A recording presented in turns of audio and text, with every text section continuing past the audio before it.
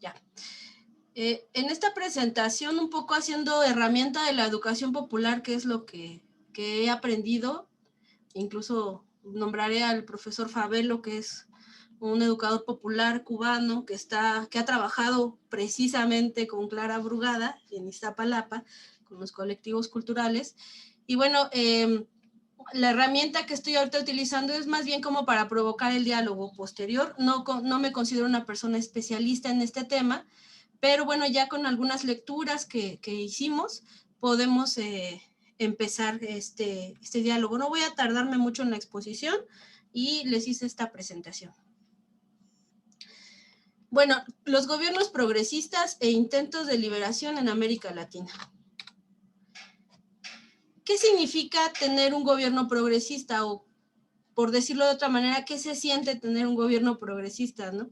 Apenas llevamos 2 años y medio de un gobierno que vamos a ver si se define como progresista, y pues se siente en el sentido de que el voto se respetó, pues se siente bien eso. ¿Qué sabemos sobre los gobiernos progresistas? Bueno, pues que surgen por una necesidad de cambio ante un gobierno con modelo neoliberal, y que hay luchas sociales o políticas que empujan ese cambio y se gana a través de las urnas con una mayoría en el sector popular. Eso, pues bueno, también nos define en México y en los demás países de Sudamérica. Quiero poner este punteo para tener los conceptos sobre los gobiernos progresistas y también debatirlos si realmente se pueden aplicar para nuestro país.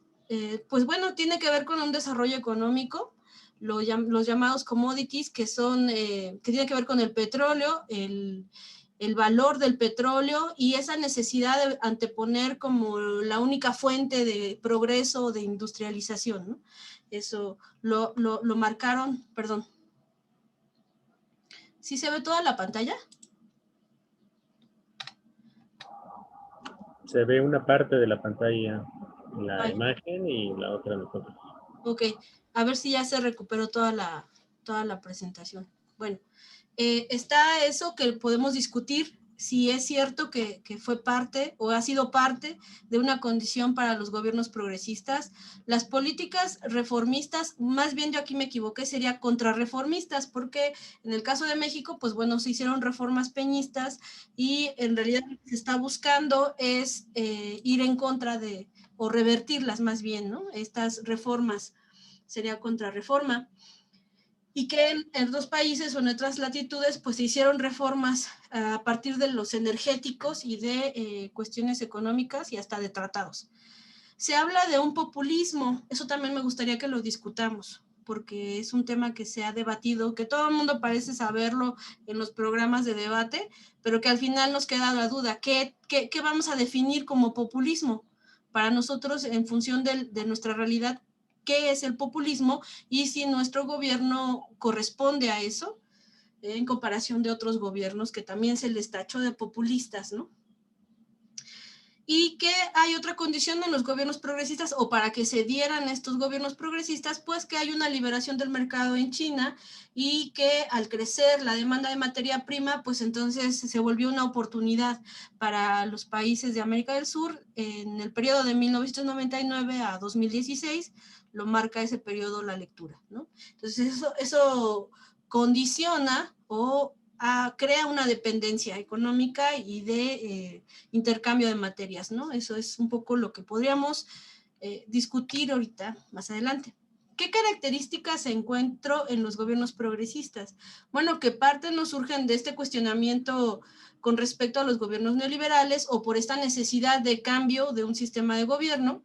Aumentan el gasto social, cuando llegan al poder, aumentan el gasto social en programas o planes sociales. En este caso pongo el primero, Los pobres, de Andrés Manuel, y que el autor del texto, César Pineda, nos menciona que sí se ha atendido a la clase más vulnerable, pero sin hacer un cambio en lo estructural para que esa condición sea distinta, ¿no? Entonces también hay que discutir si pensamos que estos programas son más bien asistencialistas o que están generando. La inclusión por el consumo. Se habla en la lectura de un hiperconsumo. ¿qué sucede también con estos gobiernos progresistas en todos los demás gobiernos del sur y México?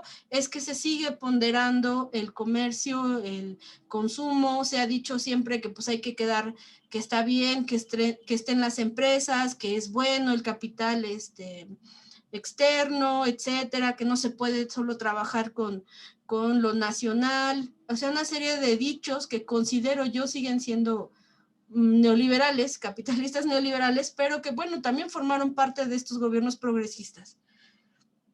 Se ponderaron, en algunos casos más menos, los derechos sociales, medioambientales, ¿no? En Bolivia, tenemos un ejemplo de eso, territoriales, la lucha de los sin tierra, sin casa en Brasil, y bueno, que también en otras latitudes, pues sí se ha dado una vuelta hacia el movimiento feminista. Hablamos de Argentina, movimientos socioambientales, la lucha por la educación, ¿no? En Chile, los jóvenes, la defensa por el territorio y la defensa por las reservas naturales. Por lo mismo, también hay una serie de contradicciones, a la manera provocadora de Víctor, que efectivamente hay contradicciones, porque si bien hay movimientos sociales que lo están propiciando, estos cambios hacia el progresismo, pero también quedan excluidos. Cuando una vez se llega, no se les da la interlocución que uno pensaría deberían tener estos movimientos sociales o indigenistas que propician este cambio. Y bueno, aquí si alguien quiere abrir su micrófono, porque no puedo verlos, es una especie de jueguito o dinámica breve, que es, yo les hago una pregunta y alguien me responde y vemos si corresponde a esa respuesta. La primera pregunta es, ¿cuál es el país en América Latina que cuenta con mayor reserva de litio? Bolivia. Ok, a ver, vamos a ver si... Sí. Bolivia. Correcto. La segunda, ¿cuál es el país que implementó el programa Bolsa Familia que aseguraba el ingreso de las familias para que los menores acudieran a las escuelas y completaran su esquema de vacunación? ¿Qué país puso el programa Brasil. Bolsa Familia? Brasil. Sí. Y la última, ¿en qué país de América se eligen a los jueces a través de una asamblea nacional? Pues está bueno. Venezuela. Sí, exacto. Vaya, ustedes son los especialistas en realidad de este tema. Pues sí, tenemos estas características que me gustaría también... En realidad venía de lectura varias de ellas. Ah, claro, sí vienen nombradas. Aunque el de la Asamblea Nacional no, pero sí, los demás sí. Y bueno, aquí está nuestro pequeño cuestionario que acertaron. Bueno, en la cotidianidad yo decía, ¿cómo sentir este gobierno progresista en comparación de un gobierno neoliberal? Entonces, vemos que una de las condiciones es que llegan a través de movimientos o alianzas partidarias de izquierda en estos países. Y tenemos aquí a los países que pude yo localizar que están dentro de la lectura con sus referentes de partido, ¿no? En Uruguay estaba el Frente Amplio Uruguayo, en Bolivia el MAS, Movimiento al Socialismo, Brasil, el Partido de los Trabajadores, en Venezuela el Partido Socialista Unido, en Ecuador Alianza País, en México pues el Movimiento de Regeneración Nacional y en Argentina esta coalición Frente de Todos. Otra de las condiciones que vemos marcada es que se ponderaron o se propiciaron estos programas de apoyo a los sectores más desfavorecidos, como en el caso del Plan Bolsa Familia de Brasil, que además me detengo a decir que se trata de un programa integral que tiene que ver con la salud de los menores, las becas para el estudio todos los niveles hasta la universidad, que permitió a muchas personas lograr esta forma de acceder a la educación. Dicho sea de paso, sé que La compañera Cris Cavalcante estará como parte de las consejeras en el instituto desde la RENAEP, lo cual me da muchísimo gusto. Y bueno, la compañera nos dio toda una cátedra aquí en Tláhuac sobre esto que pasa en Brasil, lo que pasó con esta Dilma y lo que pasó con Lula, y vemos cómo sí benefició, ella es parte de esos beneficios, ella lo puede decir, que ella fue parte de estos beneficios y por eso pues pudo acceder a una carrera universitaria. Bueno, y que en el caso de Venezuela tenemos ahí un poco más, vamos a decir así, hay otras cualidades dentro del progresismo de Venezuela que tiene que ver con la toma de decisiones, y esto es la Asamblea Nacional, y también generó programas como el Plan Barrio Nuevo, el Barrio Tricolor, que tiene que ver con la vivienda. A una población le permitió tener una mejora en su vivienda y a otra más precarizada pues le dieron vivienda. Entonces parte de estos programas que se han implementado. Y también está la formación política para las fuerzas del ejército y para su misma población, y el sistema de participación ciudadana, pues que bueno, es muchísimo más amplio de platicar. En México tenemos pues los programas del bienestar, las becas Benito Juárez, Sembrando Vida, la pensión para adultos mayores, Jóvenes Construyendo el Futuro, hay un error de una vocal, y el de La Escuela es Nuestra como los más representativos, que tienen que ver igual con esta atención a los sectores vulnerables, lo mismo que en Argentina, el plan Jefes y Jefas del Hogar. Y bueno, aquí quisiera que pues dialogáramos o debatiéramos acerca si de México tiene un gobierno progresista en la comparativa con otros gobiernos que ya pasaron esta época en la que podemos decir estaba Correa, estaba Lula, Evo, Maduro, Chávez antes, que hubo esto lo que le llaman florecimiento de América Latina con estos gobiernos progresistas. Y bueno, en México decimos, hay las condiciones que manifiesta la 4T o nuestro presidente es pues una política anticorrupción como la principal, y que de manera discursiva, al menos dice, es antineoliberal, aunque en los hechos pues todavía sigue siendo neoliberal. La narrativa que se busca es popular, más que populista, yo hablaría que es una narrativa popular, separar el poder político del poder económico, marcar este no endeudamiento, que creo que también es diferente con otros países progresistas. Andrés Manuel ha evitado a toda costa este endeudamiento e incluso hace poco hizo un pago ya de la deuda, histórico por cierto, a diferencia de otros países que pues sí, algunos los obligaron a endeudarse, o en el caso de Correa que dijo pues no vamos a pagar, ¿no?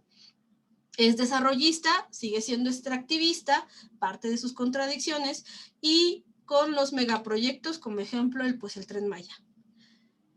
¿Qué también sucede? Que sucedió con otros países progresistas y sucede con este país, con nuestro país, es que no hay una vinculación con los movimientos populares, indígenas y de las clases medias. Ahorita muy en boga esto de hablemosle a la clase media, ¿no? Que nos dicen nuestros propios dirigentes del partido que fue un error no hablarle a la clase media. Y que ponen hincapié, sobre todo Andrés Manuel, cada que le piden una definición en temas pues de postura, de feminismo, de izquierda, él dice, pues somos un gobierno humanista. ¿Qué podemos hacer nosotros en este caso con México? ¿Qué acciones podemos implementar como ciudadanía para consolidar y defender al actual gobierno? ¿Cómo radicalizar la segunda mitad del sexenio obradorista para que sea más de izquierda? ¿Qué podemos aprender de los errores cometidos por otros gobiernos progresistas? Es más, yo hasta diría si de verdad eran errores, ¿no?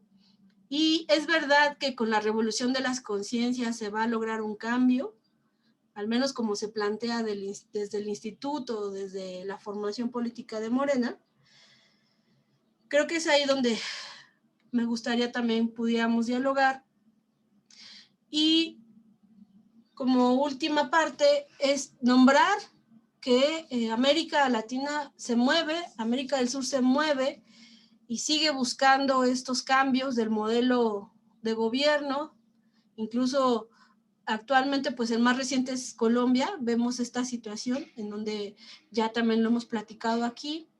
Ha habido matanza por parte de los gobiernos autoritarios que se niegan, se resisten a escuchar al pueblo, y que, pues bueno, hemos visto cosas desagradables y lamentables en Colombia, en Chile, en Brasil, y bueno, Bolivia que se recupera, Argentina, Ecuador y Haití, que es uno de los países que pues nadie nombra, pero que ha tenido su, bueno, no ustedes, sino que los analistas de los más media, y que pues sí también ha tenido sus dinámicas de cambio del pueblo y que pues no han sido vistas, ¿no? También ahí hay algo de discriminación mediática.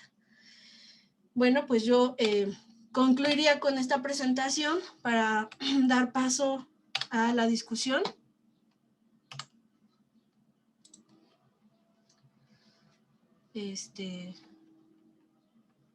Pues ahora sí que si me apoya, Orlando, ¿me puedes apoyar? Si no alcanzo a ver las participaciones, por favor, y el tiempo. Claro que Bueno, sí. gracias. Pues bien, vamos a iniciar este diálogo. ¿Quién quiere comenzar?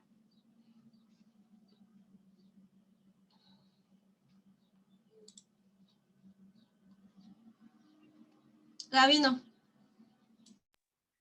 Ok, gracias. Pues sí, bueno, ya una de las lecturas que nos compartieron precisamente hablaba de que pues los gobiernos progresistas tienen esa peculiaridad de estar siempre en la cuerda floja, ¿no? O sea, tratan de equiparar o de defender las causas del pueblo con, pues, también con los intereses del capitalismo, ¿no? Y entonces, pues a veces se meten precisamente en dificultades porque ni quedan bien con uno, ni quedan bien con otro, o quedan principalmente bien con el capital, pero pues la sociedad sigue sintiendo que están en deuda con ella y pues siguen precisamente cambiando de preferencia electoral y pues hemos visto cómo finalmente muchas sociedades o muchos países que habían avanzado hacia gobiernos progresistas, pues finalmente también han retrocedido. Y bueno, como que están en ese ir y venir, ¿no? Yo quiero traer a colación, por ejemplo, la lectura que hicimos de Fanon, ¿no? Donde precisamente también nos describe circunstancias muy similares, sobre todo en África, en donde pues se llevan movimientos de independencia, movimientos o revoluciones sociales para mejorar los regímenes o los gobiernos o el sistema de cada uno de esos países, pero finalmente pues vienen decantando en lo mismo, ¿no? Entonces, pues nuevamente se retrocede, ¿no?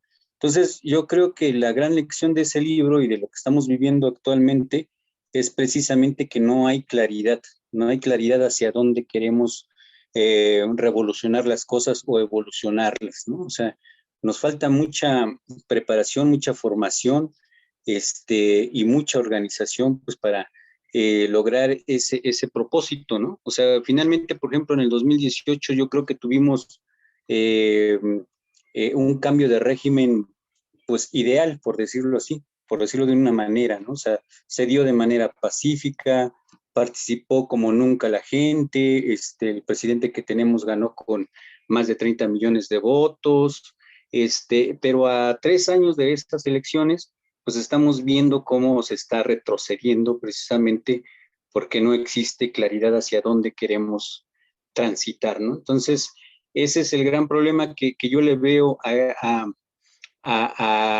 no solo a México, sino a América Latina en su conjunto. Y bueno, yo creo que es un reto que pues, nos va a implicar mucho tiempo poder alcanzar, ¿no? O sea, no va a ser ni dentro de 3 años, ni a lo mejor ni dentro de 9. O sea, yo creo que va a ser un proceso permanente. Y yo creo que aquí, como bien lo planteaba Celia en tu exposición, pues el papel de la formación va a ser fundamental, ¿no? Y no como plantea John Ackerman, ¿no? Que dice que pues la discusión no debe ser ideológica dentro del partido, sino más bien ética, ¿no? Yo creo que más bien sería en ambos sentidos, porque precisamente se requiere esa claridad hacia donde queremos avanzar. Sería todo de momento. Gracias.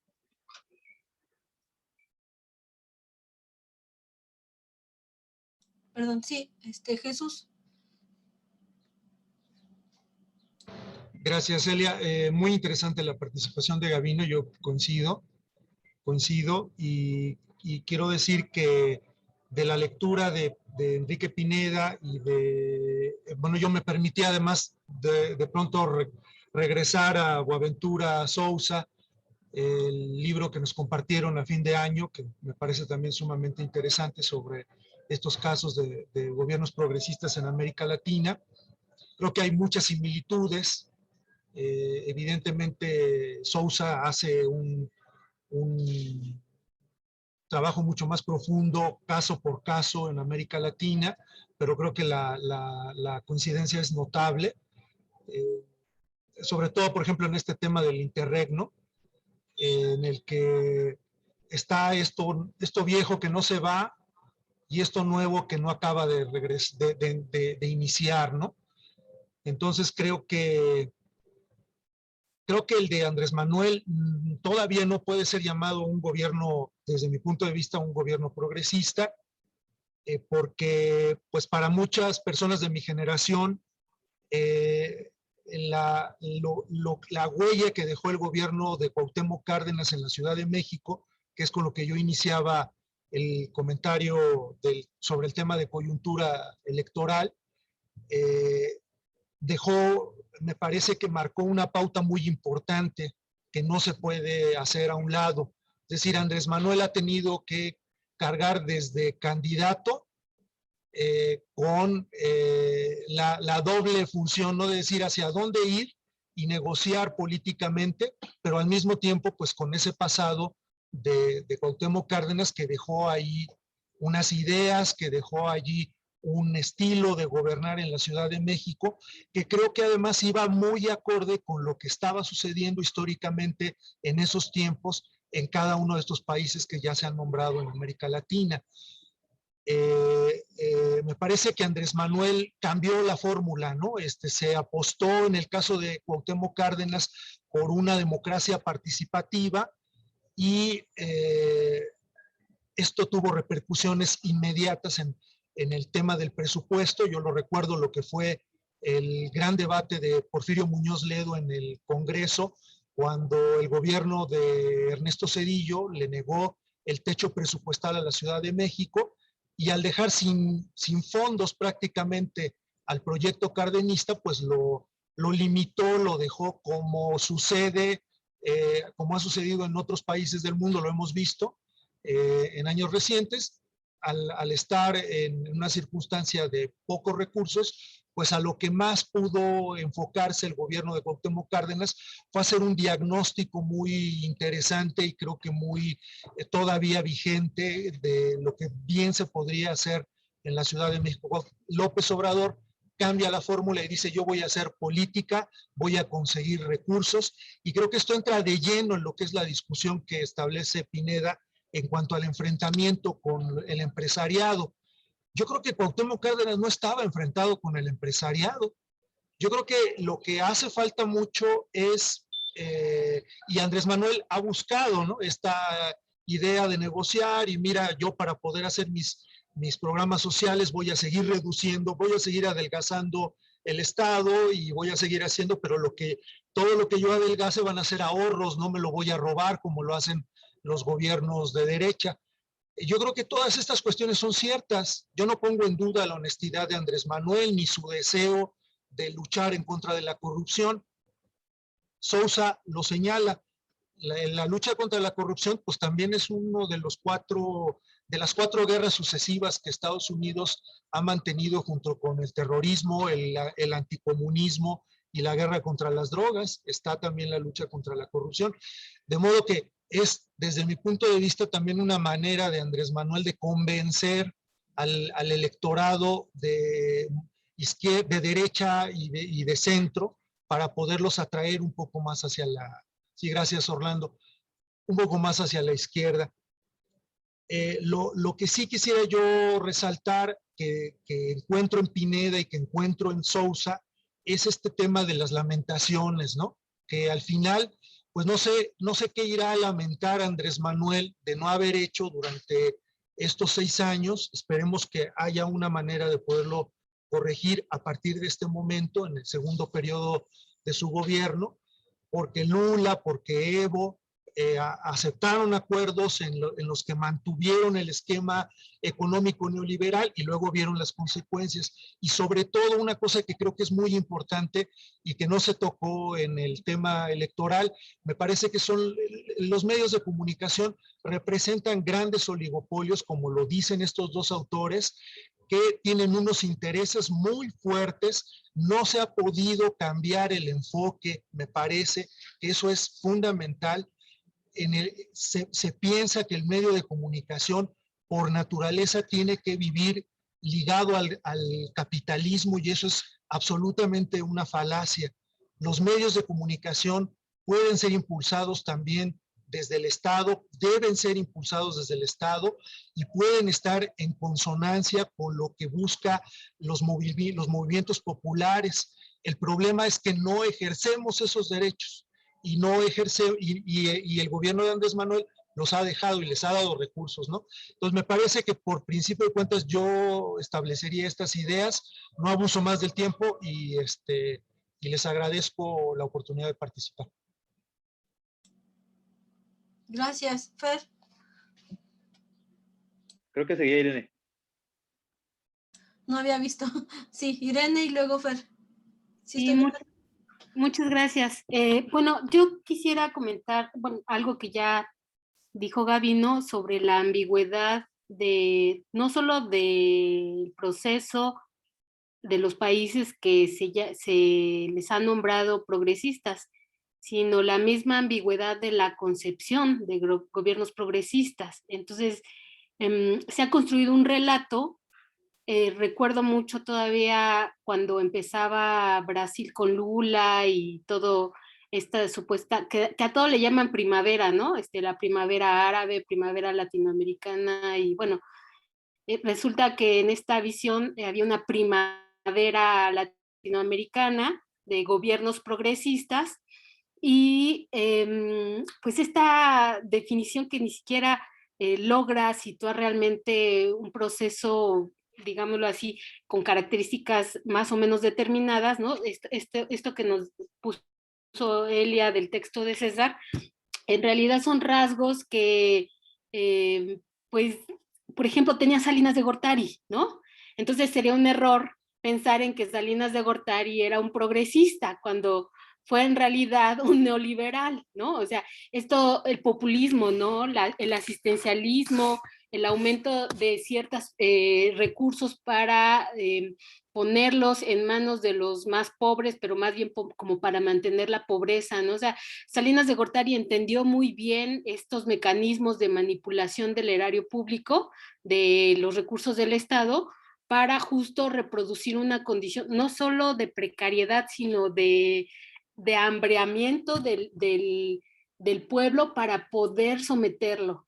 Entonces, ¿qué pasó? Bueno, ¿qué diferencias entonces habría que pensar en estas visiones de los llamados gobiernos progresistas y que ahora se está queriendo meter al gobierno mexicano, a la 4T, dentro de este costal de los gobiernos progresistas? Porque, insisto, con esta idea que quisiera comentar, cuando se hablaba de esta primavera de los gobiernos latinoamericanos progresistas, en realidad se decía que México había llegado tarde, ¿no? Que no llegaba, que mientras esto estaba ocurriendo en América Latina, pues en México teníamos a Fox y peor aún teníamos a Calderón, o todavía peor de lo peor aún, es a Peña Nieto, ¿no? Entonces, mientras los gobiernos estaban casi en la danza de la democracia, nosotros estábamos completamente retrasados. Entonces, ahí es en donde yo me pregunto realmente si el gobierno que al menos estamos presenciando en México entra dentro de esta visión de los gobiernos progresistas. Yo diría que no. Yo diría que es un error quererle llamar a la 4T gobierno progresista. Y pensemos, por ejemplo, esto que incluso críticamente digo críticamente entre comillas porque se quedan cortos respecto de la crítica, le han hecho al gobierno de Lula o le han hecho al gobierno de Evo Morales, que han tenido golpes de Estado, ¿no? Que al haber llegado al gobierno finalmente recayeron, vamos a decirlo así, en esta enfermedad neoliberal y que cometieron errores. Y yo pienso que no debe de ser llamado así, sino más bien son estructuras que están muy, muy arraigadas dentro del mismo capitalismo, que es esto, mire, la tecnología que se está implementando, y me llama mucho la atención lo que nos dijo Jesús respecto de los medios de comunicación masivos, porque ahora tienen una tecnología, por supuesto, mucho más avanzada de lo que se tenía el siglo pasado, mediados del siglo pasado, porque en realidad esta tecnología ya se desarrolló justo en la segunda mitad, pero en la medida en que se generalizó, ahora los capitales, con esto termino, no vi cuánto tiempo me queda, un minuto, gracias Orlando, los capitales que detentan los medios de comunicación realmente tienen que estar asociados con empresas transnacionales. La magnitud de capital que se utiliza para llevar a cabo estas empresas de acumulación requieren un capital inmensamente mayor de lo que los capitales nacionales tienen. Lo mismo ocurre con otros sectores productivos. Entonces, el enlazamiento, la imbricación o la metida de narices, digámoslo así, del gobierno norteamericano en América Latina es todavía mayor. Y esto es a lo que quiero llamar la atención. Es esta visión de los gobiernos progresistas está metida en esa lógica que a veces no cuestiona, no solo ni siquiera la corrupción como lo hizo Lula, que también le entró a la corrupción, y lo que hizo Evo Morales de generalizar los transgénicos. Entonces es muy complicado y me parece por eso muy ambiguo e insuficiente el concepto de gobiernos progresistas, y le dejaría ahí para que pudiéramos escucharnos. Muchas gracias. Gracias, Irene. Fernando. Sí, muchas gracias, y escuchaba con mucha atención a Irene.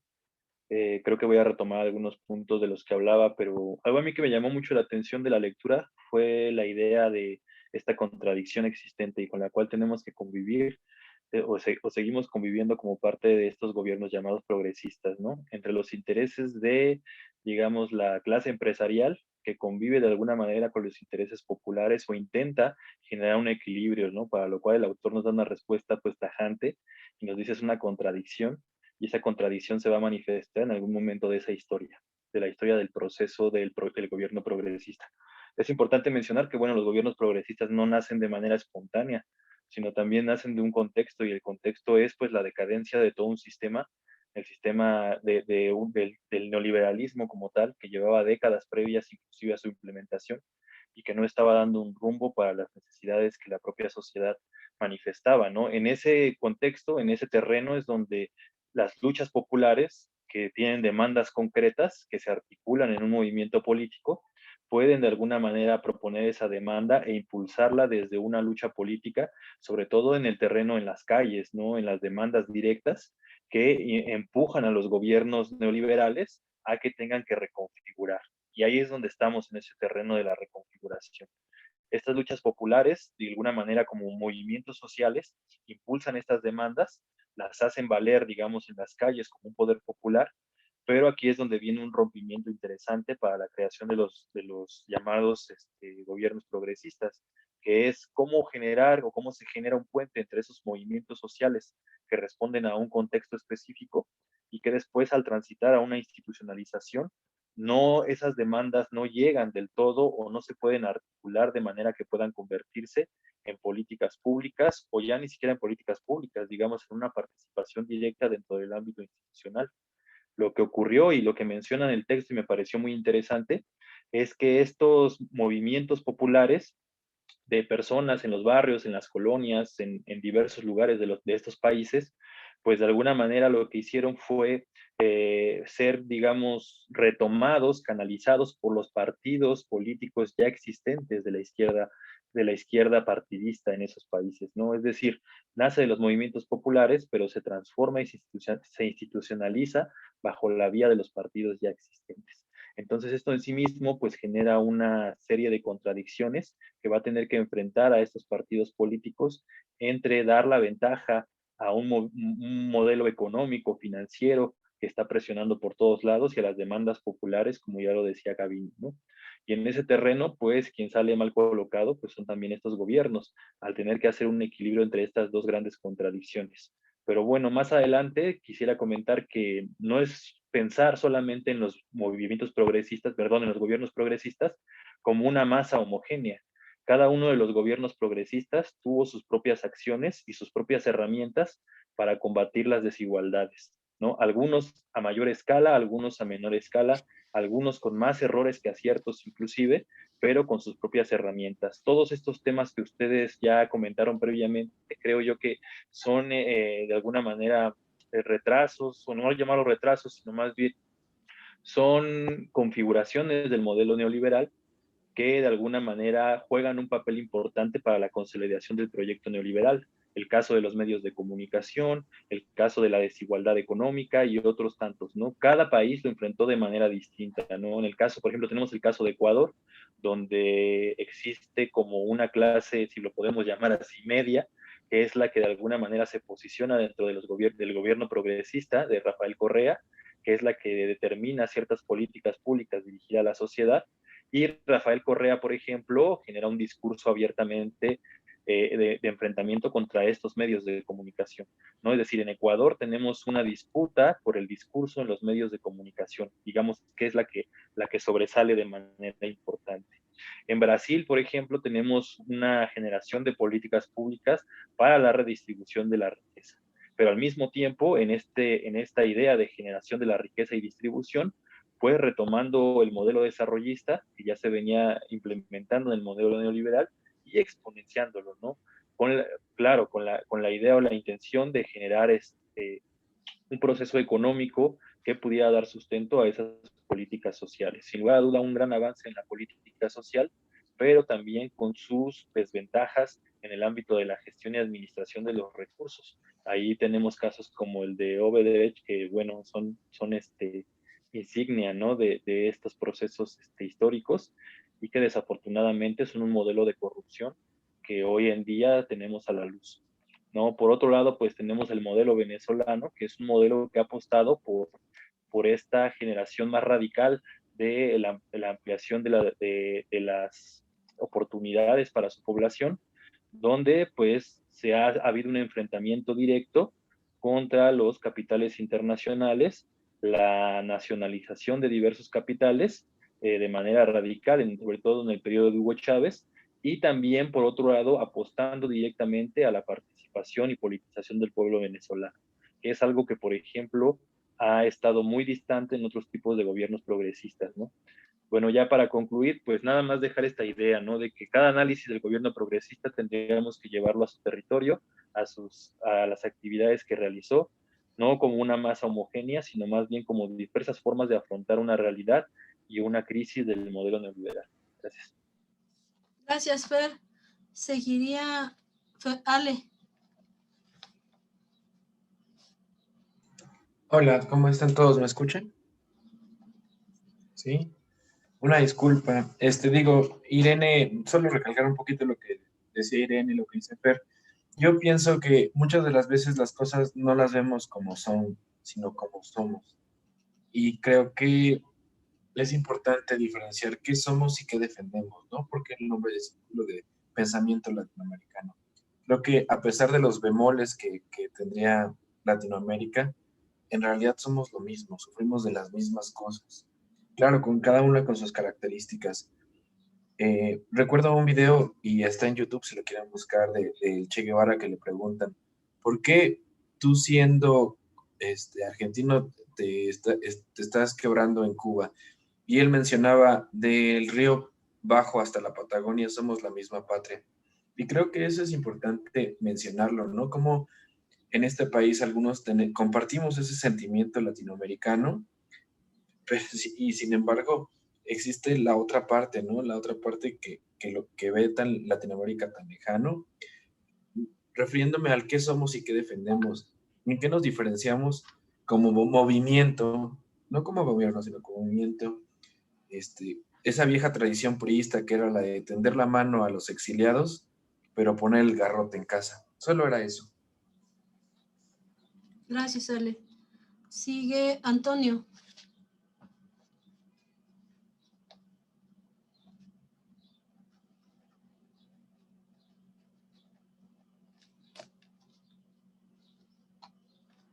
Toño Lara. Bueno, ok. Sí. Ok. Bueno, muchas gracias por la exposición, Elia. Pues acerca de los gobiernos progresistas, pues parece como una contradicción, ¿no? ¿Cómo puede desarrollarse una supuesta política progresista, respetando la política, neoliberal, ¿no?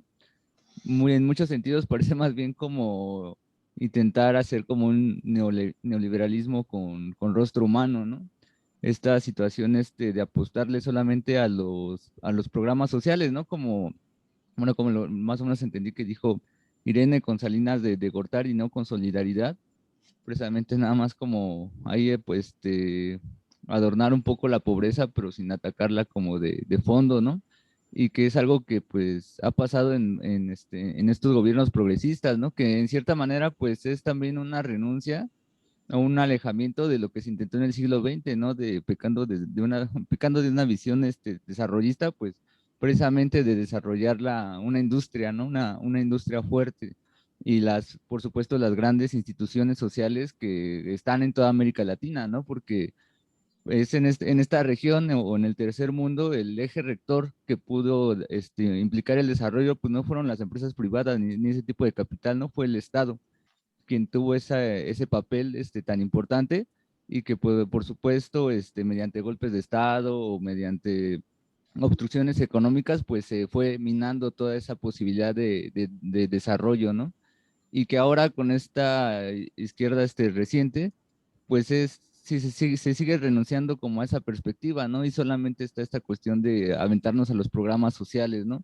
Pues queda la duda, ¿no? Porque ya no hacemos eso que se intentó en el siglo XX? ¿Acaso es un proyecto ya caduco o qué pasa, ¿no? Porque pues sí está, por ejemplo, China, ¿no? Que sí lo hizo, ¿no? Y que ahora está en la misión a Marte, desarrolla un reactor de fusión nuclear y que pues con base en el Estado, ¿no? Con base precisamente a ese desarrollo que se puede hacer de esa forma, ¿no?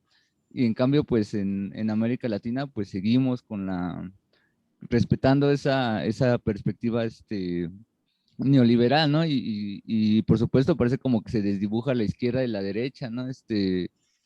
Precisamente por todos los intereses que se han estado respetando, ¿no? En este caso, por ejemplo, de las mineras, todo el daño al medio ambiente, ¿no? Y pues sí, esa es básicamente esa cuestión, ¿no? Pues qué tan progresistas pueden ser estos gobiernos progresistas o qué tan de fondo son totalmente extensión de la política neoliberal, ¿no? No van a contracorriente, sino que terminan siendo como una afirmación de este modelo, ¿no? Y hasta ahí le dejaría. Gracias, Antonio. ¿Sigue Orlando? ¿Sí? Gracias, Celia.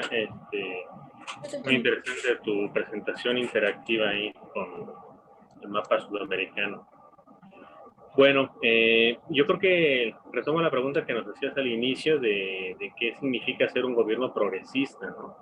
Yo creo que es una pregunta bastante problemática, tanto como responder qué significa que un gobierno es de izquierda, ¿no? Entonces, y como vemos, la pregunta es bastante difícil de responder. Pero para no meterme en esa complejidad de definir claramente los límites de un gobierno progresista o de un gobierno de izquierda, quisiera destacar el aspecto particular, ¿no? de cómo van surgiendo esos movimientos con problemáticas muy específicas en Latinoamérica. Y yo creo que eso es lo que hay que destacar, ¿no? ¿Qué problemáticas son las que van surgiendo y qué podemos aprender de ellas? Inclusive en nuestro mismo país, pues sabemos que no es lo mismo hablar de la población de Sonora que la de Tamaulipas, que la de Jalisco, el centro del país, o Chiapas o Veracruz. Tienen diferentes formas de pensar y de hacer la política y problemáticas también diferentes, ¿no? Aunque también tenemos cosas en común. Entonces yo creo que eso también sirve para pensar la situación en Latinoamérica. Y en algunos quizás se puede hacer una lucha más frontal contra el capitalismo y en algunas no tanto, ¿no? En algunas se puede pensar una estrategia más frontal contra los medios de comunicación y tratarlos de expropiar también, así como otro tipo de industrias, y en otras solamente tener un control regulador por parte del Estado, ¿no?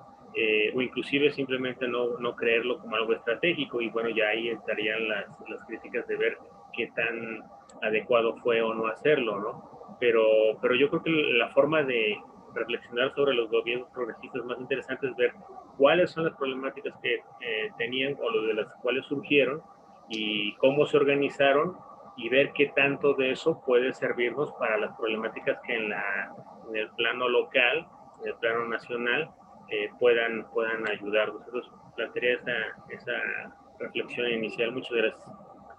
Gracias, Orlando. Seguiría Jesús, luego yo, y si alguien más se anota. Sí, muchas gracias, Elia. Yo diría, pensando en una idea que nos dejó Fernando hace un momento a reflexionar, que me parece muy pertinente. Yo pensaría, bueno, uno tiende a pensar, como lo dice Enrique Pineda en este texto, en cuestiones políticas, en temas económicos, en cómo compensar de alguna manera las tendencias macroeconómicas o el neoliberalismo, la globalización, cómo compensarlo a partir de programas sociales. Esa es una manera de ver el problema. Y de saber si un gobierno es progresista o no, pero yo creo que también otra forma, como lo decía Fernando, es la manera como este gobierno se dirige a sus gobernados o a sus ciudadanos, ¿no? Y la manera como los incorpora o no en la toma de decisiones. Yo creo que en ese sentido sí hay una diferencia fundamental. Me van a disculpar, ¿verdad? Yo pido disculpas si a alguien le causa esto alguna clase de molestia, pero lo hago con la mejor de las intenciones, ¿no?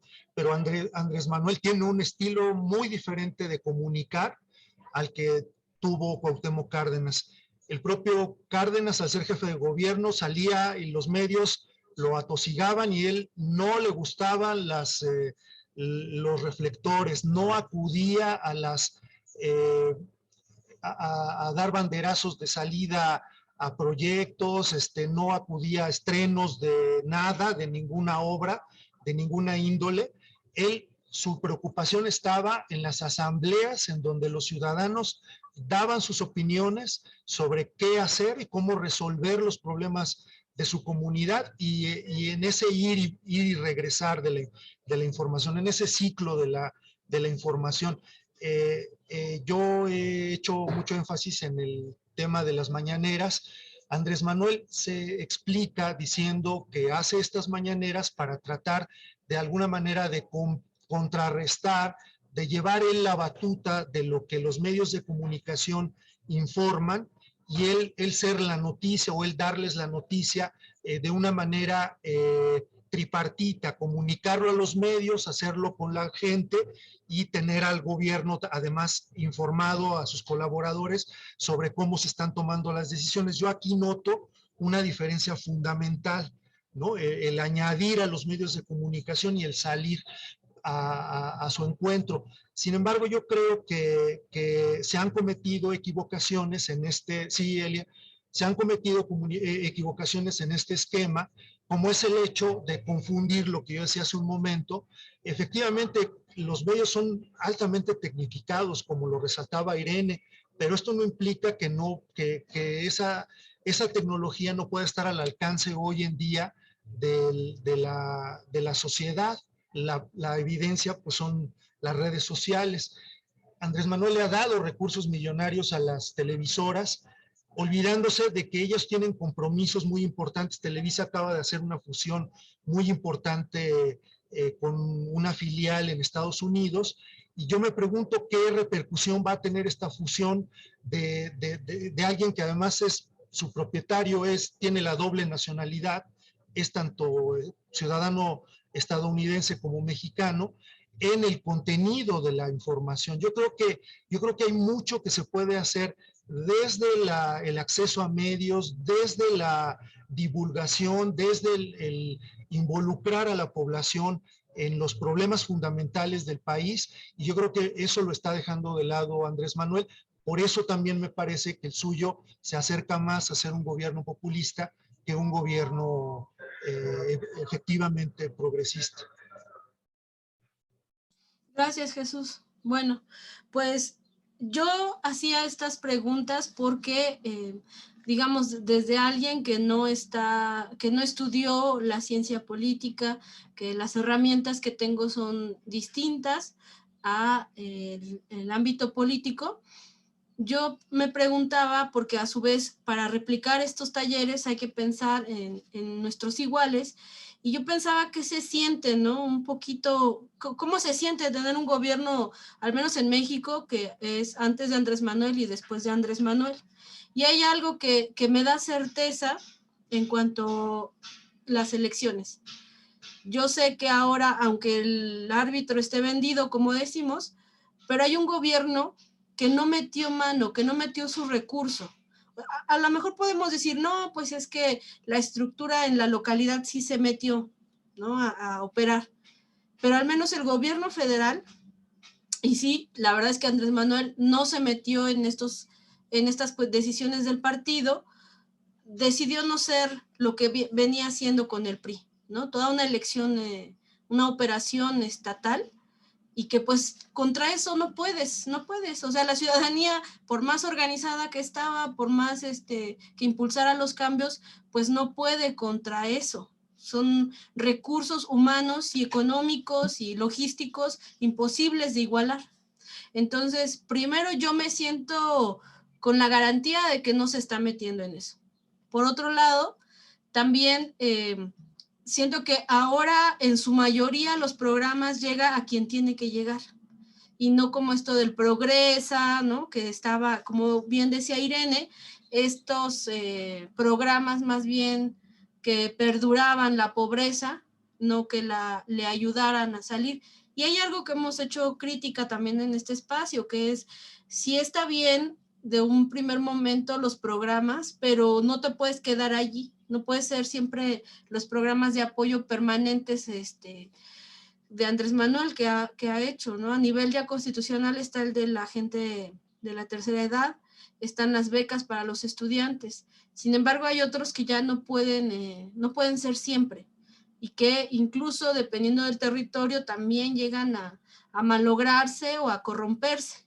Veíamos algunas cuestiones incluso con el de Sembrando Vida, de gente que estaba talando y devastando, y luego decir, venga el programa aquí porque ya hace falta sembrar otra vez, ¿no? Entonces, todo eso va a costar tiempo, pero hay otra cosa que me parece que se siente bien, aunque no sea progresismo, pero que se siente bien, y que repite y repite Andrés Manuel, sobre la limpieza de la corrupción desde arriba. Es como esa imagen de la percoladora que nos decían los neoliberales, que si había empresas, si había Pepes y Toños, todo lo demás iba a funcionar bien, y que casi como en la percoladora nos iba a caer a la mayoría de beneficio. Pero no es así, no fue así. Y cuando Andrés Manuel dice, si yo te pongo el ejemplo desde arriba, que no me voy a corromper, porque yo también como Jesús no tengo la duda de que es una persona honesta, que no es un corrupto, viene, se baja ese ejemplo en los otros estratos. ¿Y qué ha sucedido? Pues que la ciudadanía, sectores, base laboral, empieza a denunciar y a señalar actos de corrupción que antes no se hacían y se normalizaban. Eso es algo que yo también percibo, como que ahora sí me siento como garante de poder hacer una denuncia. No es que yo crea en el sistema judicial, pero sí creo en que la denuncia es posible. Entonces, y que además tiene una consecuencia pública esa denuncia. Eso también yo lo siento, a diferencia de los gobiernos de antes. ¿Y por qué pongo esta provocación de nombrar a los gobiernos progresistas o hacer definiciones? Ya lo comentó Ale sobre el latinoamericanismo, que es lo que también decía Boa. necesitamos desarrollar, gracias Orlando, un pensamiento latinoamericano que unifique estas luchas, porque al final, aunque tengamos peculiaridades por el territorio, seguimos teniendo el mismo objetivo, ¿no? De liberación, el mismo objetivo de preservar la vida. Y que, bueno, estuve yo en su seminario con Boa cuando vino, en el año pasado, todavía no había pandemia y tuve la fortuna de poder asistir, y bueno, él decía que necesitamos que ese pensamiento latinoamericano se convierta en una cotidianidad, que sea tangible. De lo contrario, no vamos a tener más gente aliándose o trabajando para ello. Seguirá estando en la academia, seguirá estando en espacios selectivos.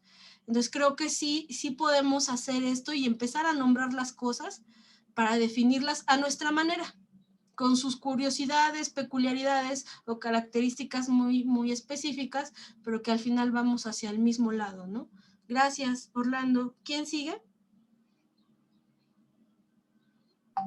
Yo. Bueno, ahí es importante también, yo quiero comentar que un tema que ha tratado mucho Víctor aquí es el tema de la democracia, ¿no? Cómo la democracia liberal sigue conviviendo o sigue siendo inclusive un dique y un obstáculo para lo que nosotros queremos construir como una democracia participativa, ¿no? En muchos lugares, en muchos ámbitos de los gobiernos progresistas, espacios, países, la democracia liberal siguió siendo un modelo que, digamos, hegemónico de la forma de toma de decisiones.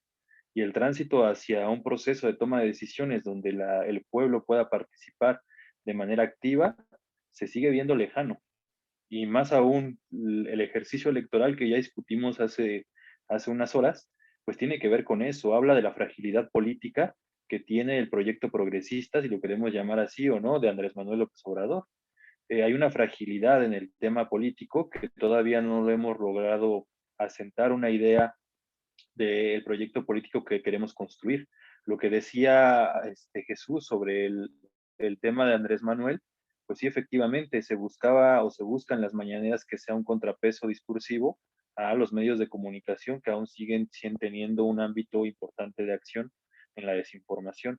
Sin embargo, veo yo que también un amplio sector de la izquierda institucional, la izquierda ligada al partido, se ha quedado en una comodidad que asusta, ¿no? Una comodidad donde pareciera que todo el peso de la carga puede ser, digamos, manejado por el presidente, inclusive es más cómodo para muchos que sea así, y el trabajo, digamos, territorial, que es otra forma de comunicación importante, de relaciones, de capacitaciones para la población, pues ha quedado en un segundo plano. Si bien la pandemia ha jugado un papel importante en esto, es cierto que antes tampoco es que hubiera una movilización exacerbada. Pareciera que todavía a la distancia estamos jugando en un discurso, macro discurso del presidente, pero abajo eso tampoco se ha traducido. No hemos podido organizar, digamos, espacios físicos donde la gente pueda reunirse a discutir estos temas, donde se puedan tomar ciertas decisiones sobre la comunidad. Es un reto que todavía tenemos, que es un reto que de alguna manera los gobiernos progresistas han visto en un proceso ya largo que tiene que trabajarse a la par. Si no se trabaja a la par este proceso, es muy difícil que con las solas políticas públicas se pueda generar una idea y una nueva conformación. También me gustaría hablar de que una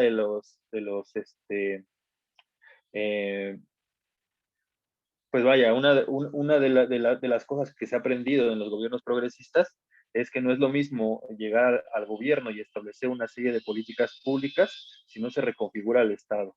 El hecho de que exista un gobierno progresista no necesariamente pasa por la reconfiguración del Estado en esos países.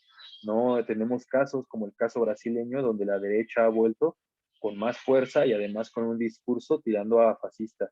¿No? El gobierno sin lugar a dudas se ganó, pero no se pudo reconfigurar las formas de relación del Estado y con su población. Y eso es algo que tiene que quedar como margen, ¿no? Que la configuración de un nuevo Estado no solamente pasa por la toma del gobierno, que tienen que hacer una serie de acciones en conjunto con la sociedad, en conjunto con la idea que se quiere construir de país, y no solo de país, sino de toda una región, para poder constituir una nueva forma de política en toda la región. Y hubo intentos, ¿no? Por ejemplo, la UNASUR, en el caso de Sudamérica, que bueno, ahí se quedaron digamos, parados, detenidos precisamente por estos embates que se realizaron, pero además lo preocupante es que hoy en día no veamos ese tipo de ejercicios en un futuro cercano, ¿no? A Andrés Manuel lo vemos, pues sí, efectivamente ligado a la política nacional y con una política internacional que poco busca estar generando una relación más cercana con la parte sur del continente, ¿no? Más bien acuerdos más a la distancia, acuerdos más generales, pero no de una participación política de la mano. Y si no se logran esos acuerdos, pues va a ser difícil poder concretar un movimiento progresista en América Latina cuando parecieran islas. Muchas gracias, Orlando. Cuando parecieran que los gobiernos están actuando como islas en un contexto globalizado, va a ser muy difícil poder enfrentar este tipo de dinámicas, ¿no? Y bueno, ya para aterrizar también es innegable, fuera de todo lo negativo, también es innegable que estos programas sociales tuvieron un efecto positivo para las gentes, sobre todo para los más necesitados en aquellos países, ¿no? Sí vinieron a consolidar una posibilidad de vida para muchas familias en esos territorios. En algunos casos también la posibilidad de acceder a la universidad, de tener servicios de salud, educativos, que permitieron sin lugar a duda, digamos, mantener lo que parecía un desastre en esos territorios. Además, poniendo el ejemplo de México, tenemos el plazo de una de cal por otra de arena, dirían, ¿no? Tenemos programas, por ejemplo, como Sembrando Vida, donde hay intereses de empresarios, como el caso de Romo, bien metidos ahí y que pareciera que se están dirigiendo, se están decantando por una idea más empresarial. Y tenemos, por otro lado, políticas públicas como La Escuela es Nuestra, donde el modelo que propone es un modelo participativo de las propias familias que se involucran con el ámbito de educación de sus hijos y que sin lugar a duda genera otras dinámicas en la forma de relacionarse, no solo con el presupuesto, sino en la forma de relacionarse con su entorno, con sus hijos, con su propia escuela. Y esas son políticas que nosotros tenemos que señalar como muy positivas para lo que estamos buscando como estas políticas que implementen los gobiernos progresistas, ¿no? Y podríamos seguirnos así, pero vaya, esta es una forma de verlo también. Gracias. Gracias, Fer. ¿Sigue Irene? Sí, muchas gracias. Bueno, a mí me gustaría tal vez empezar con lo que dice Fernando de la lección. Por eso me parece importante discutir el tema, porque de lo que tenemos que retomar, más allá del concepto o de algunas críticas que por supuesto se tienen que retomar, ¿no? De lo que ya se ha comentado, es la lección histórica que nos están dando estos supuestos gobiernos progresistas. Digo supuestos, ¿no? Porque yo todavía pongo en duda esta definición, ¿no? Pero la gran lección es la forma neoliberal, que era un poco lo que comentaba hace rato en un comentario, tiene magnitudes cada vez mayores y profundidades cada vez más grandes. Por un lado, la magnitud de capital, decía, necesita la alianza con los capitales norteamericanos o de gran poder a nivel mundial. Bueno, Jesús ponía el ejemplo de Televisa, pero sobre los medios de comunicación, pero yo pienso, por ejemplo, pensemos en Aristegui.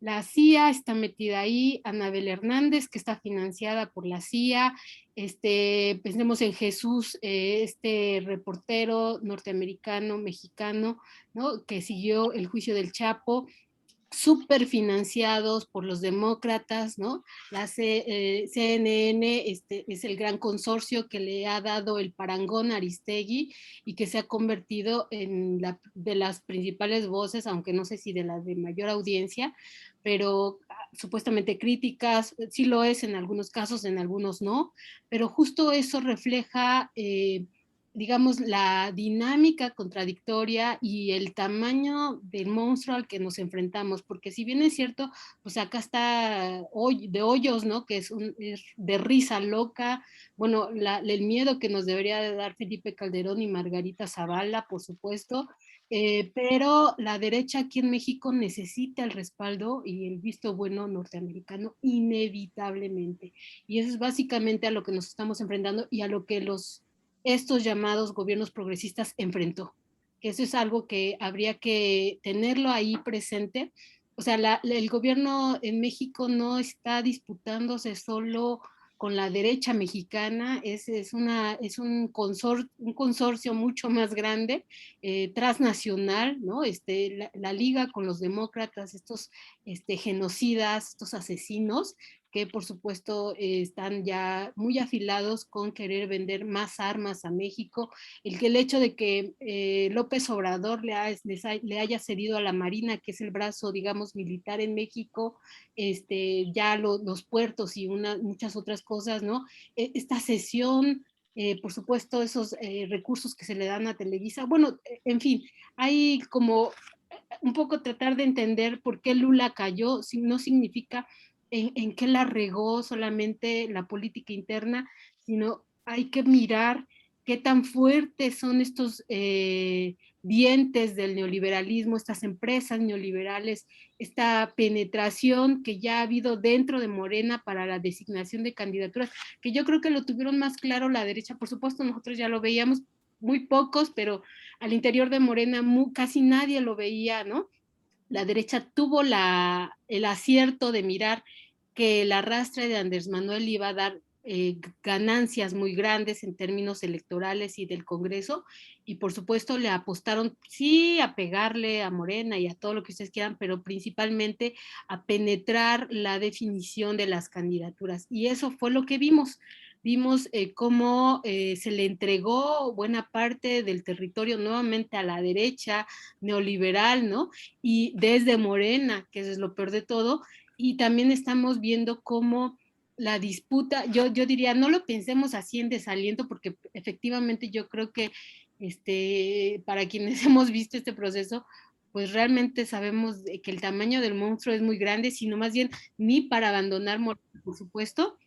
Hay que pensar en el trabajo que tenemos por delante, que es mucho, y cómo debemos ir y seguir insistiendo, por supuesto, al interior de Morena, pero no casarnos con esa idea de que desde Morena lo vamos a definir todo y ahí vamos a dejar la piel, porque eso no va a ocurrir, porque desde Morena, desde las bases más, gracias Orlando, más básicas, ¿no? Desde quienes coordinan las comisiones más básicas, pues están completamente obtusos, su mirada es así de esas cuestiones que le ponen a los caballos de carreras, ¿no? Que solo van hacia adelante y no miran con perspectiva. Entonces, por supuesto, a eso nos enfrentamos, hay que seguir insistiendo y hay que pensar en todas las estrategias que tenemos que armar desde abajo para resistir, porque yo sigo pensando, esto es una lucha de largo plazo y que no debe de desalentarnos, debe de producirnos esta visión aleccionadora de lo que fueron estos gobiernos mal llamados, digo yo, progresistas o progresistas ambiguos en este sentido. Gracias. Gracias, Irene. ¿Seguiría Gabino? Sí, gracias. Bueno, más yo retomando el tema que plantea Jesús de la democracia participativa, ¿no? Que bueno, es uno de los puntos que sugiere de Sousa, pues para precisamente como que retomar el cauce, ¿no? De los gobiernos que se plantean en este ámbito o en este tema de lo progresista. Ahí yo creo que vuelvo a lo que comentaba yo en un principio. Yo creo que pues, necesitamos prepararnos efectivamente para eso, porque, bueno, yo desconozco la experiencia de Cuauhtémoc Cárdenas aquí en la Ciudad de México, porque en ese tiempo vivía en el Estado de México, pero sí conocí la experiencia de Obrador, ¿no? Y su Dirección General de Participación Ciudadana, porque fui integrante de ella,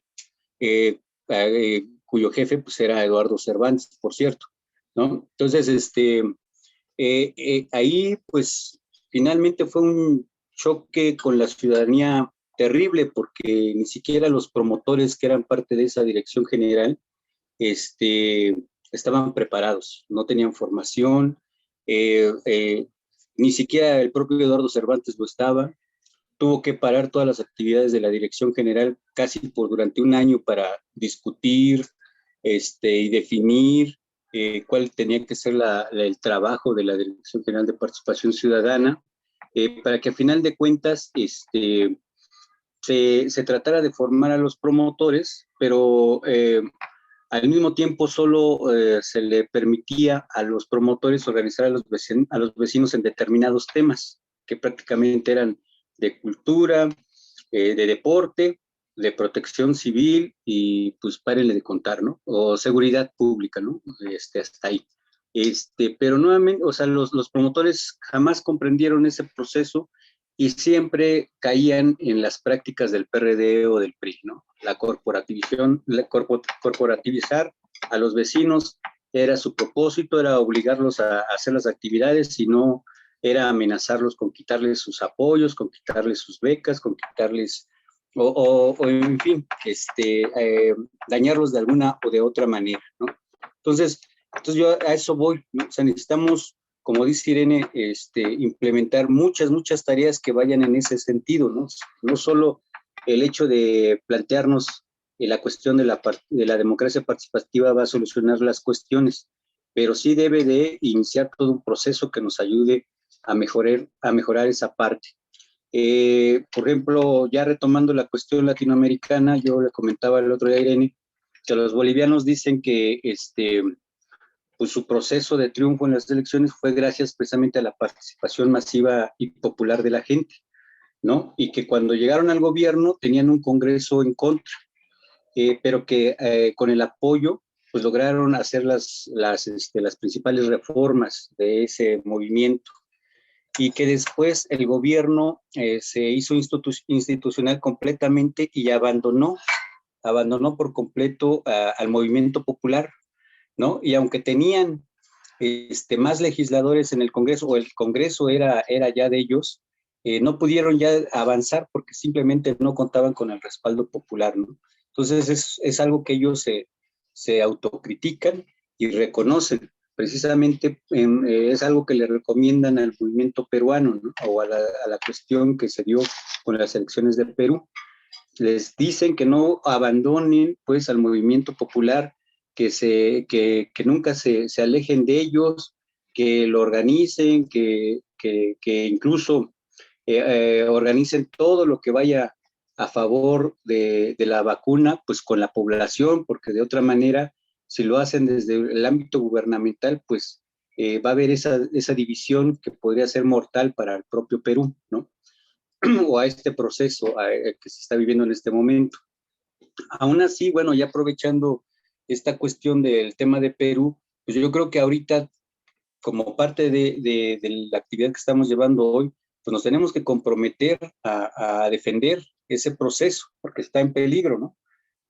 Como ustedes saben, pues hay un 50-50, la ventaja es muy poca, la decisión final está en el tribunal de aquel país, el tribunal electoral de aquel país.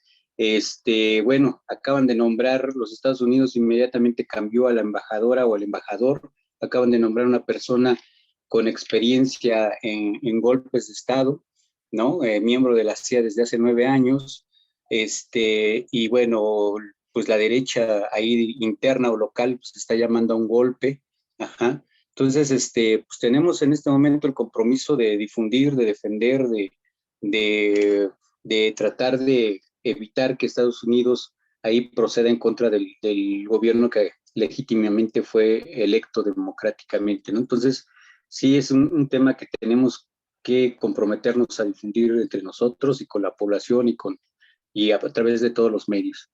Y bueno, pues pues era lo que quería comentar, y bueno, como dice Irene, pues es una experiencia que nos va a ayudar, toda una experiencia que nos va a ayudar precisamente a formarnos y a generar un proceso más profundo en nuestro país. Gracias. Gracias, Gabino. Seguiría Orlando. Gracias.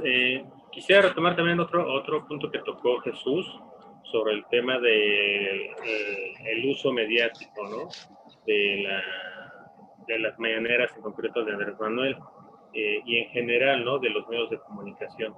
Me parece que, claro, puede haber estilos, pero lo cierto es que el derecho a la información debe de existir, y claramente podemos decir que no existía tal cual en gobiernos anteriores, ¿no? Con todo y que ya estaba el IFAI en su momento, pero bueno, sabíamos que que no es suficiente ni necesariamente funcionaba de la mejor manera.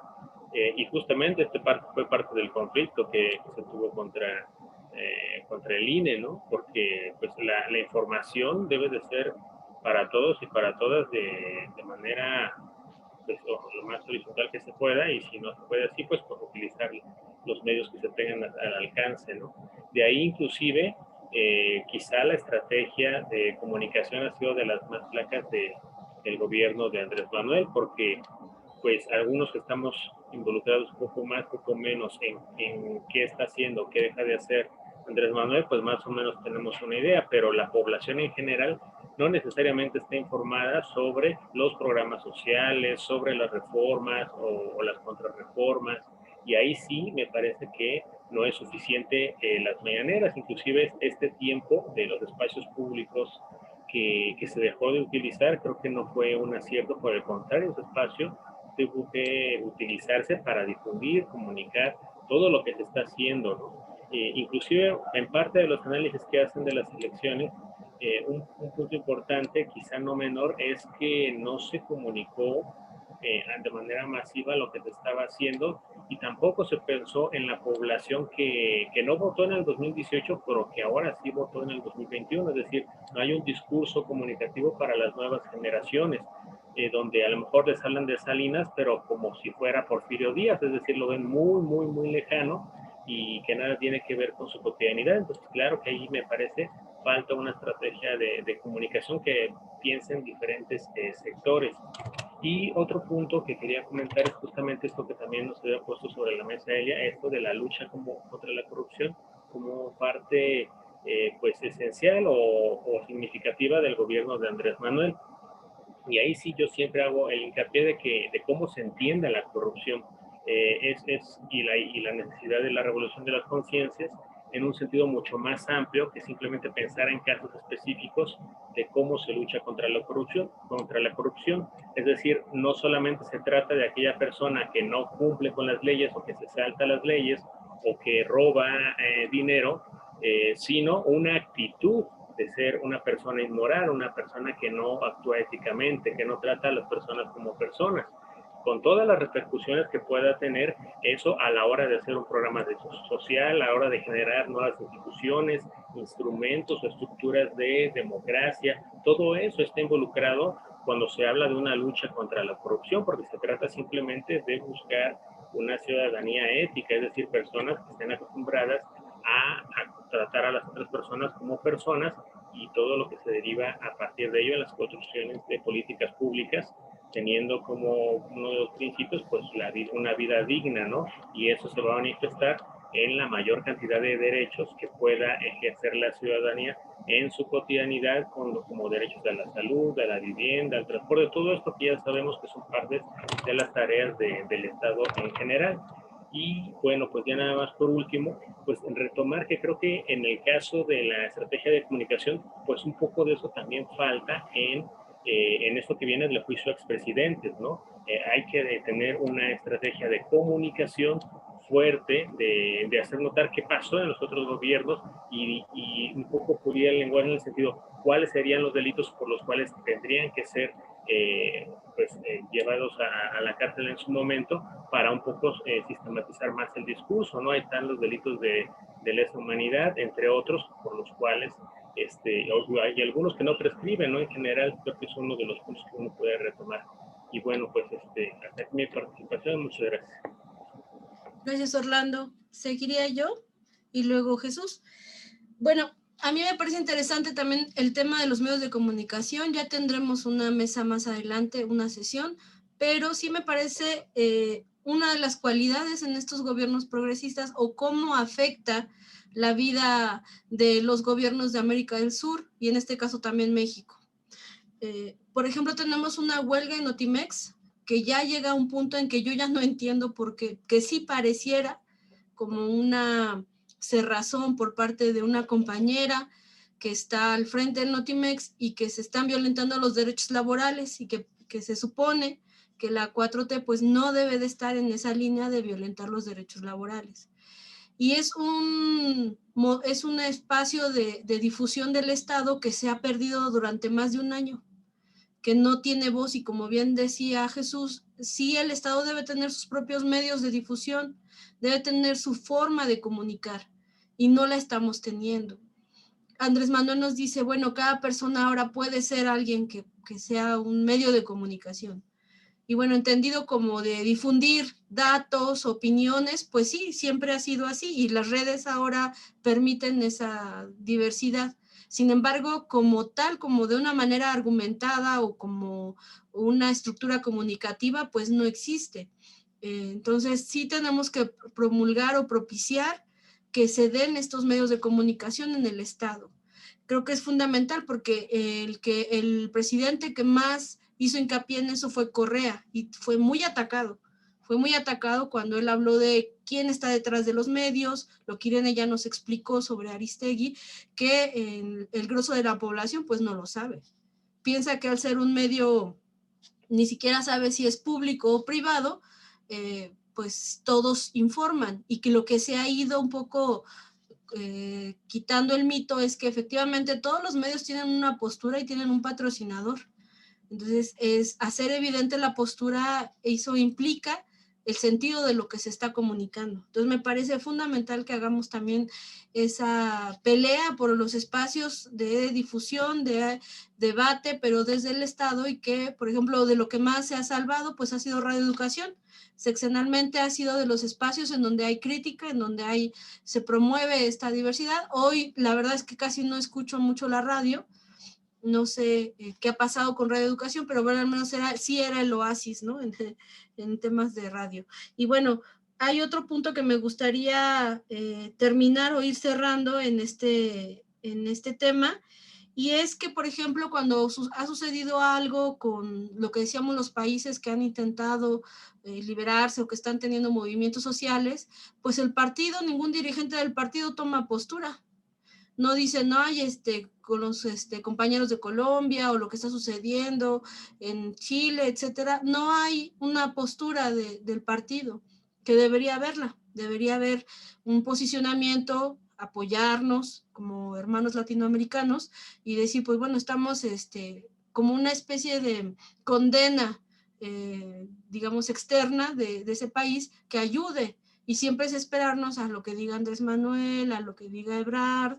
Entonces, yo creo que también eso nos está faltando, crear esas redes con nuestros hermanos latinoamericanos, nuestras hermanas, que debemos tener con América del Sur. Y creo que ellos ya están haciendo un esfuerzo de una escuela ya grande, latinoamericana, que ha impulsado mucho, pues, Bolivia, ha impulsado Argentina, de otros países que se han aliado para crear ahora sí, de manera más firme, este pensamiento latinoamericano. A mí me da tristeza que ni siquiera el Instituto de Formación Política ni nadie de México está ahí, pero bueno, ya está el esfuerzo, se está haciendo, y creo que debemos tender esas redes para que si viene una embestida como está sucediendo mediáticamente contra el gobierno de Andrés Manuel, recordemos que para el próximo año está el plebiscito de si se queda, si se va, y que ahorita de manera próxima pues tenemos la consulta. Tenemos una consulta y hay que informar bien a la ciudadanía de por qué sí tenemos que hacer esta memoria histórica y este juicio, aunque no confiemos también en el sistema judicial, porque también está corrupto. Entonces sí tenemos que crear estos medios o estas formas discursivas que vayan llegando a más espacios y trasciendan nuestro país, ¿no? Gracias. Perdón, ¿quién sigue? Jesús. Sí, gracias, sigo, Elia, gracias. Híjole, bueno, pues me llevo mucha tarea otra vez, como en otros debates también, en lo personal. Coincido con todos, con Orlando, Elia, Fernando, Irene, Gabino, muchas de las cosas que se han dicho. Me parece que algo que es importante, yo lo dejaría como una pregunta, digamos, abierta en este foro para todos, para que nos la llevemos a reflexionar. Desde mi punto de vista sería también otro factor a lo ya dicho que podría caracterizar a un gobierno progresista, que tanto efectivamente ha podido penetrar esta idea del bienestar en la población con todos estos intentos, con todos estos esfuerzos comunicativos que se han venido realizando desde que Andrés Manuel era jefe de gobierno, después candidato y ahora presidente. Lo que hemos visto desde mi punto de vista es que desafortunadamente los medios, aunque él se posiciona, debate con ellos, posiciona algunos temas que creo que han sido muy importantes y creo además en su lucha contra la corrupción. Creo que Andrés Manuel es un tipo honesto. Yo creo que de todos modos no se ha podido contrarrestar ni el individualismo, ni el consumismo, ni el hedonismo, ni la polarización que los propios medios de comunicación en sus narrativas protagonizan, ¿no? Y creo que además, efectivamente, yo creo que hay una cuestión que subyace ahí, el derecho a la información, como lo menciona Orlando muy atinadamente. Sin embargo, yo creo que hay modos también, ¿no? Con Cárdenas se cumplía el tema de proporcionar la información, solo que en otros espacios, ¿no? Y no estaba todavía presente este mecanismo, ¿no? Que se formalizó a través de una institución de transparencia que para mí lo único que hizo fue estorbar a ese derecho a la información. Pero yo creo que efectivamente todos somos en potencia comunicadores, pero no todos lo somos, no todos somos realmente comunicadores. Hay algunos que lo somos profesionalmente porque hemos estudiado ello y otros que lo son innatos como Andrés Manuel, pero no todos tenemos esa capacidad. Y creo que un buen comunicador sabe la importancia que tiene no mandar mensajes ambiguos. Y creo que desde la selección de candidatos, que no es, desde mi punto de vista, ya no está Víctor aquí, pero no es solamente un asunto de desalineamiento producto de la democracia. Yo creo que se pudo haber recurrido a las bases, se pudo haber recurrido a los jóvenes, a las juventudes de izquierda, para posicionar gente en lugares de toma de decisión importantes. No se hizo y esto es un mensaje ambiguo. Otro es, por ejemplo, cerrar campaña después de que se acusa a los medios de atacar a la figura de Andrés Manuel, cerrar campaña en el Estadio Azteca y darle la primicia, pues digamos, a Televisa, ¿no? Yo creo que hay muchos aspectos así, ¿no? Acusar al medio, al reportero que va y trae la noticia y por otro lado seguir pagando, seguir financiando publicidad porque es necesario que el gobierno de alguna manera se haga presente en las páginas de los diarios o en los espacios radiofónicos o televisivos. Yo creo que un aspecto fundamental sería trabajar desde el nivel territorial hasta el medio de comunicación más masivo en el tema del bienestar. Un gobierno progresista intenta impactar en la salud, en la higiene, en la cultura, en lo social, y yo no veo esa discusión, y yo no veo esos procedimientos, ¿no? Para definir, como lo hizo atinadamente Elia desde el principio de su exposición, invitarnos a todos a definir qué es populismo, qué es progresismo. Yo no veo que eso se convierta en un hábito de la gente común y corriente, y lo que en cambio estamos recibiendo campaña tras campaña son este tipo de campañas tiktokeras, ¿no? En donde el que baila mejor es el que sobresale, el que amenaza veladamente a su opositor, el que dice que es más fortachón, hasta el que insulta, ¿no? A la ciudadanía a la que le está pidiendo el voto, ¿no? A mí me parece que esos serían elementos, gracias Orlando, esos serían elementos muy, muy importantes para poder definir si un gobierno se acerca o no a un Estado progresista o se queda en el intento, ¿no? Ojalá que Andrés Manuel no se quede en el intento y logre verdaderamente en estos 3 años consolidar un proyecto y unas leyes en las que se tendría que trabajar para poder intervenir en todos estos campos, incluso en uno tan importante como es el de los medios de comunicación. Pues sí, la tarea es ardua. ¿Alguien que quiera hacer una última participación antes del cierre? Pues si me lo permiten, yo pienso que hay mucha tarea por hacer, ¿no? A mí la verdad es que no me quedo con la sensación de desesperanza después del desastre que se hicieron con las candidaturas. Era para que estuviéramos algunos chillando en las banquetas, pero yo creo que no. Yo pienso que tenemos muchas oportunidades de desmarcarnos de estas visiones, doble cara, ¿no? Serviles, ¿no? Por desgracia convivimos con ellas, ¿no? Compañeros y compañeras, por desgracia, que no se comprometen, que aún diciéndole las cosas no toman postura, no se van por la recta, digamos, por la democracia, por abrir espacios, por abrir la pluralidad. O sea, realmente son muy serviles, ¿no? Entonces, creo que sí podemos hacer una diferencia muy grande respecto de estas prácticas políticas y tenemos mucho trabajo, mucho trabajo por hacer.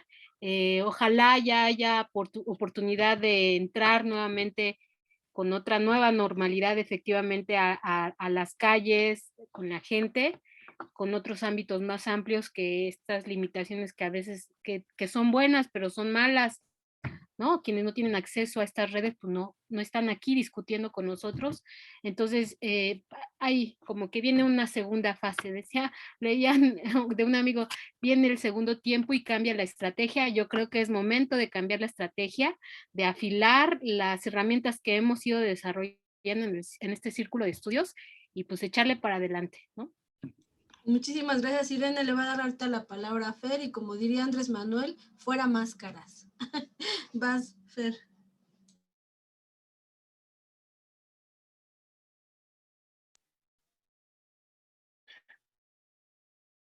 Pues yo continuaría con lo que ¿no? Está fortísimo. Nosotros comentamos que es un intento de redes, ¿no? Fuimos a la toma a la entrega, perdón, del certificado de los diputados de Morena, ¿no? De la alcaldesa, y nos pusimos a repartir afuera un comunicado que nosotros hicimos con respecto al tema electoral en Tláhuac específicamente. Lo estuvimos compartiendo con la gran cantidad de militantes que se dio cita ahí en ese espacio, ¿no? Y que de alguna manera, pues algunos de ellos tendrán la inquietud de participar no solo del ámbito electoral, sino también de otro ámbito de organización política. Y nos llevamos la sorpresa muy afortunada de que nos ha llamado gente, ¿no? Que recibió ese documento, que dejamos el contacto ahí en el documento y que nos ha contactado directamente para decirnos de qué manera puede participar. Personas que ya, como nos han comentado, llevan años apoyando al obradorismo, pero que también ven que hay una situación de crisis del partido a nivel local. Es decir, con esto lo que quiero decir es que nuestra mirada, muchos la comparten, pero tenemos que empezar a identificar quiénes más están en esa misma posición, empezar a atender redes, empezar a atender diálogo con estas personas y empezar a construir lo que nosotros consideramos que es una manera de hacer política en lo local y tener incidencia también en los órganos que en el partido están. Si nosotros nos quedamos de brazos cruzados, es muy difícil poder competir contra toda esta maquinaria que solamente ubica lo político en el ámbito electoral, ¿no? Si bien el ámbito electoral es una parte importante de la toma de decisiones, no tendríamos que limitar nuestra idea política a eso, ¿no? Y creo que es una enseñanza que nosotros nos tenemos que llevar, al menos los que militamos en el partido, que tenemos que hacer un esfuerzo mayor de tender estas redes. Igual ya nada más para concluir, pues hacerles la invitación nuevamente a que si gustan escribir en la publicación que nosotros hacemos de manera actual, está ahí el canal abierto para todas y todos ustedes. Ya saben que tienen la invitación abierta a poder escribir cualquier tema.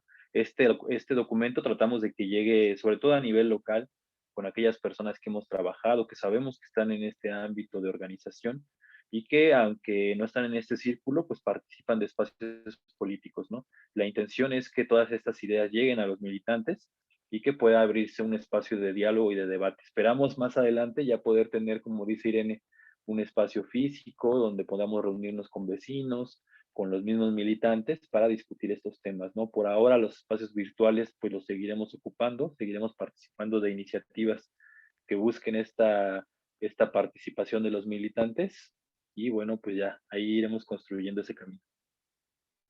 Muchas gracias, Fer. Efectivamente, creo que las tareas son amplias, son arduas y creo que también por eso somos varias personas con esta tarea de hacer la formación política desde los espacios virtuales, que agradecemos porque sin ellos pues no tendríamos aquí a Jesús, no tendríamos a Víctor, Antonio, aunque está también medio cerquita el territorio de Antonio, pero no los tendríamos porque pues esto sería prácticamente imposible podernos ver de esta manera.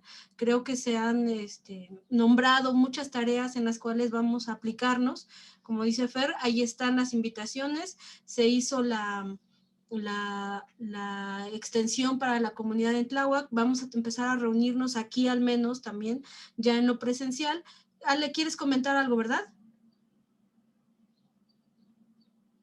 No te escucho. No, yo creo que nada más darles las gracias y decirles que yo estoy muy al contacto con ustedes, estoy compartiendo sus videos, no los dejen de subir, no los dejen de editar, y dentro de mis propuestas, digo, ya cerrando, un videito corto de highlights, porque eso me comentaron, me dijeron, oye, es que quieres el video es muy largo, ¿no tendrás un video de resumen? Porque a veces en las prisas, y dije, bueno, se los voy a comentar. Entonces, lo agradece, Beli. Gracias. Pues mira, sí es difícil un poco acortar porque es también hacer edición.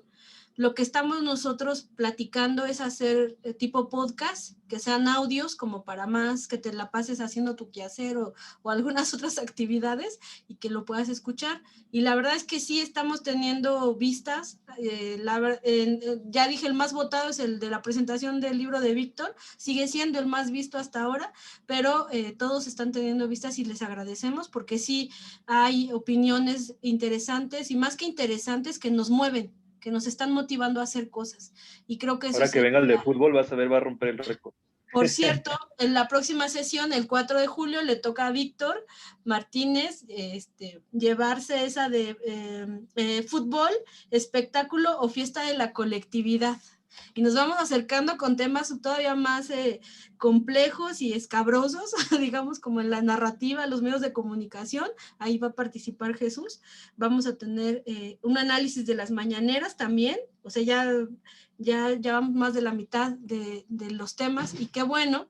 Entonces sí decirles que estamos activándonos, que ya nos vamos a poder ver presencialmente en algunos espacios y que eso también nos llena de mucha emoción y que esperamos que tengan ustedes a bien no dejarnos en este espacio virtual y que cuando se haga presencial sigamos en un formato híbrido para no perder sus opiniones y sus puntos de vista que son valiosísimos para la construcción en este país. O sea, creo que es fundamental, ¿no? El asunto de los libros, que ya también vamos a ver a Jesús y a Víctor este martes, nos vamos a poner de acuerdo con ellos.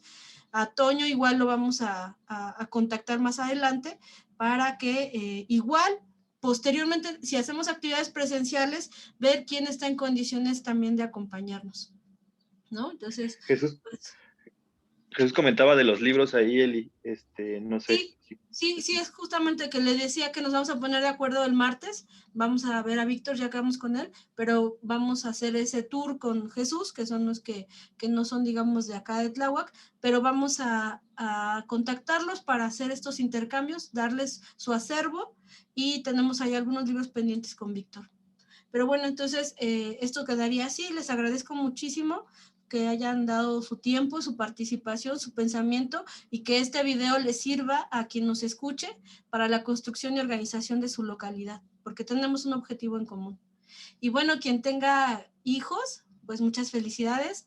Decirles que todos los compañeros aquí son ejemplares, felicidades, e igual a sus papás, que deben sentirse orgullosos de ustedes porque están ayudando a construir una nación distinta donde quepamos todos. Muchísimas gracias y un abrazo. Gracias. Hasta luego. Hasta luego.